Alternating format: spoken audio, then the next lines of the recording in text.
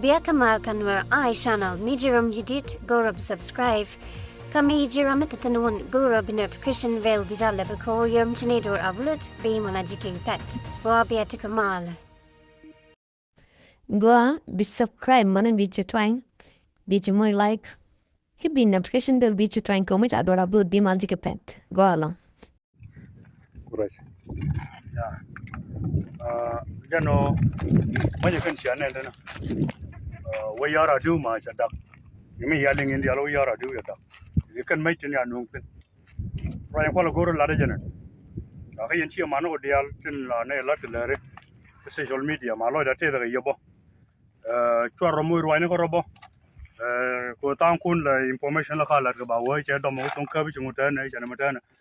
Ai ma ro ne kun bo. Ku ka ne ja bum go ko ne chu yin ne ke ye ne ti na nan te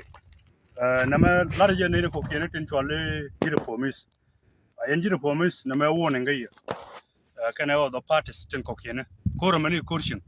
la no jen chi ko ra dung parties mi jira mi gan wara ke gana sar ma ban lo bi chonke la ka jina sar kana ji wolang ji mai wut so o long shuk bi chonke la na la ga jikan wa bi chonke la na lo jin ga da dara ma chol no ra o ma ko ma shi ko parties ko mi ko parties anda yu jo shi ma yu ri ju da ne do ju da ko re min ya yu kan kon as ko shi mu la ko shi tela fat ma ko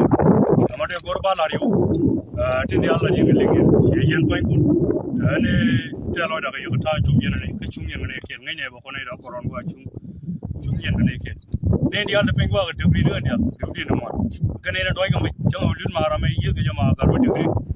ajana mi shibana koron ko adam na na ndong ko kana bi environment bi mala dafs mo janda na to physical mai sine le ka be ne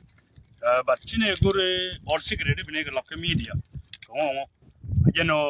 ba rum ko bi na rum to na jo ga men ci kono yo ngaji bi rum no wilit kana wilit so bi bo fa no bi rum ka musha ga pin torbil bi kana ngo so ran bi kana ngo no mo janda ne gore bi ne la rim ane chonga bom chirata chom yene ga rwai ne ga comme dini long o chwe yara du cha da ga jana la da long chu me be no pin che jan di ne ga jana mon ko ngai ko ne an kor pe ne ma jan ko la da no kon malishan di al ki kon wa dam men dini jana long o won ngai ko atela part mi yoro de ne me ko re so ne me correction okay ne ndi ala koron wana mani particular kan wa ra mani tin joji ka ru den kana garma tele mo ngai kana ko politic